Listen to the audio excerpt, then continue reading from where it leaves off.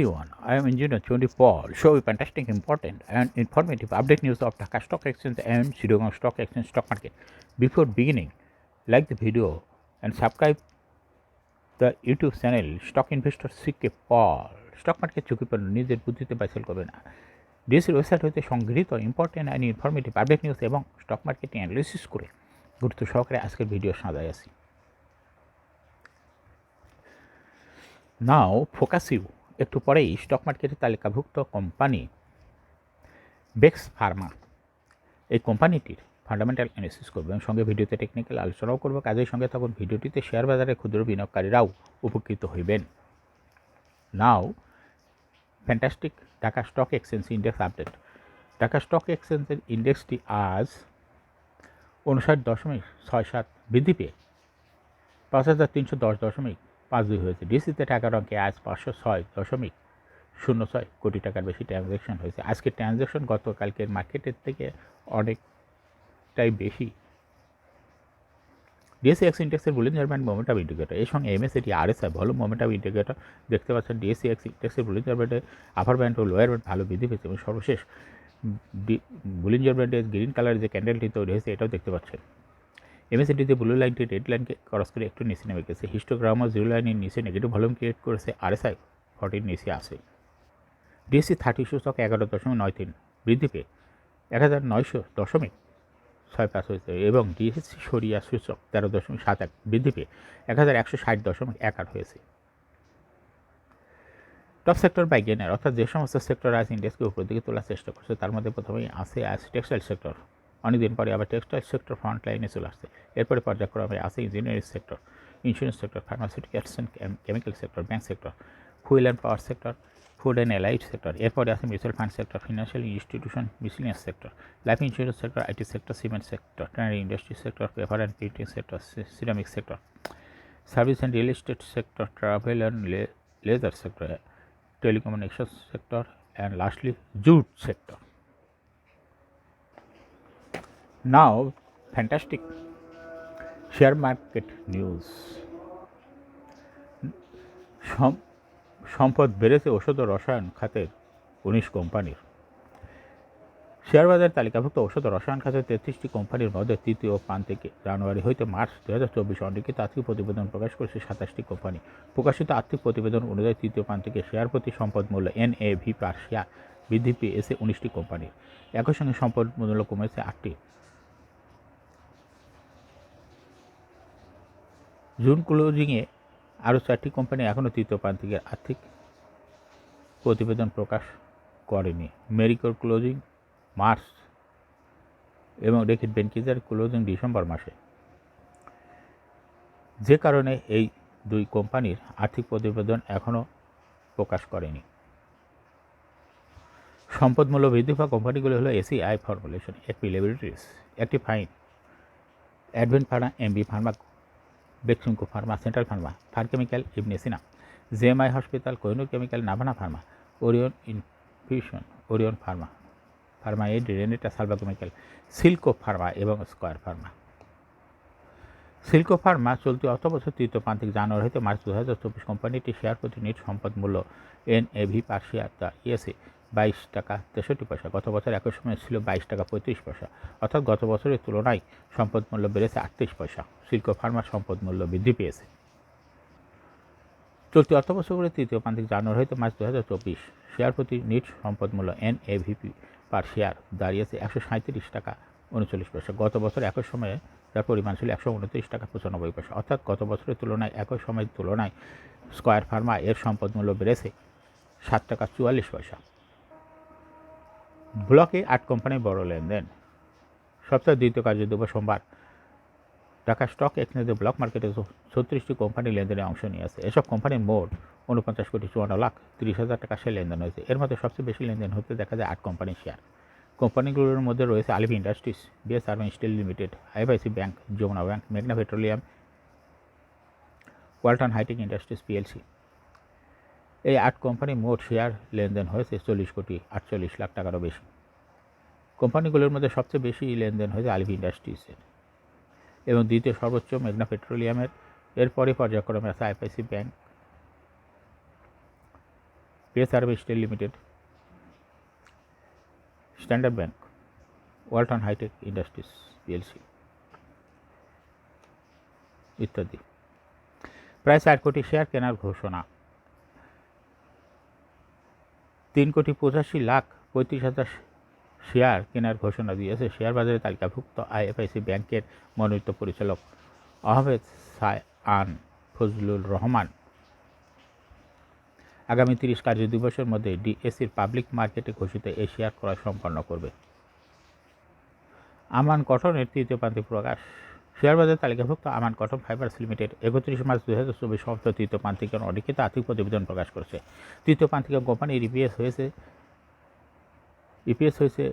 6 পয়সা লোকসান। শেয়ার প্রতি লোকসান হয়েছে 6 পয়সা। আগের অর্থবছর একই সময় শেয়ার প্রতি লোকসান ছিল 69 পয়সা, অর্থাৎ লোকসান কিছুটা কমেছে তৃতীয় প্রান্তিকে এসে। অর্থবছর 3 প্রান্তিক মিলিয়ে 9 মাসে জুলাই 2023 হইতে মার্চ 2024 কোম্পানিটি লোকসান হয়েছে 1 পয়সা। আগের অর্থবছর একই সময়ে লোকসান ছিল 40 পয়সা, অর্থাৎ 3 প্রান্তিক মিলেও লোকসান কিছুটা কমেছে। আলোচ্য সময় কোম্পানি নগদ অর্থের প্রবাহ ছিল 30 পয়সা। আগের অর্থ বছরে ছিল 6 টাকা 38 পয়সা। কোম্পানিটি 31 মার্চ 2024 তারিখে শেয়ার প্রতি নিট সম্পদ মূল্য NAVPS দাঁড়িয়েছে 33 টাকা 99 পয়সা। এখন শেয়ার বাজারে তালিকাভুক্ত বেক্সিমকো ফার্মাসিউটিক্যালস লিমিটেড এর ফান্ডামেন্টাল অ্যানালিসিস করবো, সঙ্গে ভিডিওতে টেকনিক্যাল আলোচনা করবো। কাজের সঙ্গে থাকুন।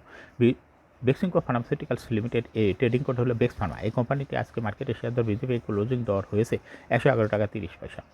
52 সপ্তাহের মধ্যে বেক্স ফার্মা এই কোম্পানিটির সর্বনিম্ন দর ছিল 107 টাকা এবং 52 সপ্তাহের মধ্যে বেক্স ফার্মা এই কোম্পানিটির সর্বোচ্চ দর উঠেছিল 112 টাকা 90 পয়সা, 146 টাকা 20 পয়সা। 52 সপ্তাহের মধ্যে বেক্স ফার্মা এই কোম্পানিটির সর্বনিম্ন দর হয়েছিল 106 টাকা 10 পয়সা এবং 52 সপ্তাহের মধ্যে এই কোম্পানিটির সর্বোচ্চ দর উঠেছিল 146 টাকা 20 পয়সা। বেক্স ফার্মা এই কোম্পানিটি ফার্মাসিউটিক্যালস অ্যান্ড কেমিক্যাল সেক্টরের কোম্পানির অথরাইজ ক্যাপিটাল 1500 কোটি টাকা, পেইড আপ ক্যাপিটাল 446.112 কোটি টাকা। রিজার্ভ রয়েছে এই কোম্পানিটির বিশাল পরিমাণ রিজার্ভ রয়েছে 3,395.01 কোটি টাকা। Last AGM held on 28 December 2023 for the year ended 30 June 2023। এই কোম্পানির সর্বশেষ সর্বমোট শেয়ার সংখ্যা হলো 44,61,12,089টি শেয়ার রয়েছে সর্বমোট। এই কোম্পানির সর্বশেষ 2023 সালে 35% ক্যাশ ডিভিডেন্ড দিয়েছে বিনিয়োগকারীদের। Price earning ratio based on latest audited financial statement in the year 27th May 2024 A P ratio হলো 10.76। Financial performance as per audited financial statement in the year 2019 সালে ইপিএস ছিল 7.48, 20 সালে 8.67, 21 সালে 11.49, 22 সালে 11.2 এবং 2023 সালে 10.34। অর্থাৎ বেক্স ফার্মা এই কোম্পানিটির ইপিএসের গ্রোথ ভালো। NAV পার শেয়ার 2019 সালে ছিল 72.96, 20 সালে 80.12, 21 সালে 83.01, 22 সালে 91.01 এবং 2023 সালে NAV পার শেয়ার হয়েছে 97.91। অর্থাৎ NAV পার শেয়ারের গ্রোথ বেক্স ফার্মা এই কোম্পানিটি ভালো। প্রফিট 2019 সালে ছিল 303.34 কোটি টাকা, সেখান থেকে 2023 সালে প্রফিট হয়েছে 461.407 কোটি টাকা। ডিভিডেন্ড yield এই কোম্পানিটির 2.39। লিস্টিং আর এই কোম্পানিটি 1986 সালে শেয়ার বাজারে তালিকাভুক্ত হয় market category A. Share holding percentage as on 30 June 2023-তে স্পন্সর ডাইরেক্টর হোল্ড করতেছে 30.14% share. Share holding percentage as on 30 April 2024 sponsor ডাইরেক্টরের শেয়ার কিছুটা কমে হয়েছে 30.13% শেয়ার। গভর্নমেন্টের কাছে কোনো শেয়ার নাই।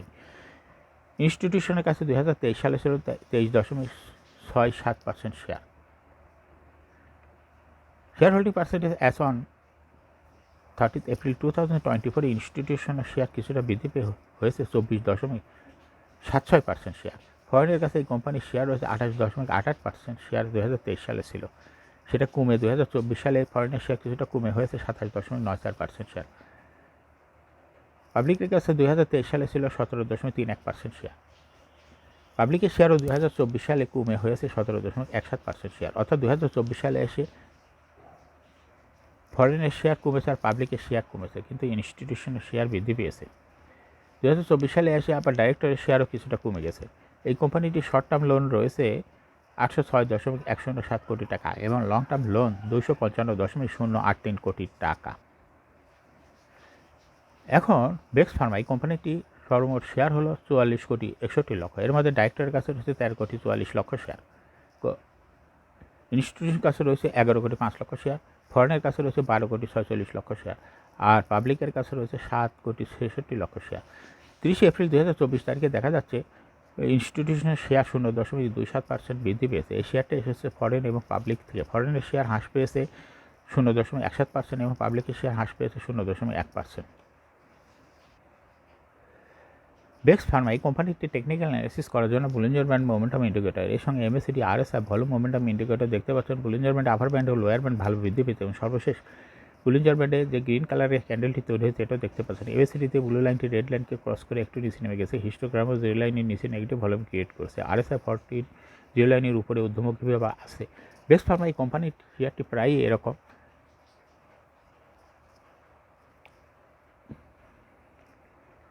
ট্রেডিং অপরচুনিটি শো করে। এটা একটা ইনভেস্টিং ক্যাটাগরি। স্টকটি ভালো পারফরমেন্স দেখাচ্ছে। এরকম fantastic important and informative update news video নিয়মিত দেখতে YouTube channel stock investor CK Paul এটা সাবস্ক্রাইব না করে থাকলে এখনই সাবস্ক্রাইব করুন, সঙ্গে সঙ্গে লাইক করুন এবং শেয়ার করুন। এই ভিডিওটি ফেসবুকে শেয়ার করুন এবং টুইটারে শেয়ার করে আপনার ফ্রেন্ডস অ্যান্ড ফ্যামিলিকে শেয়ার মার্কেট সম্পর্কে জানার সুযোগ করে দেন।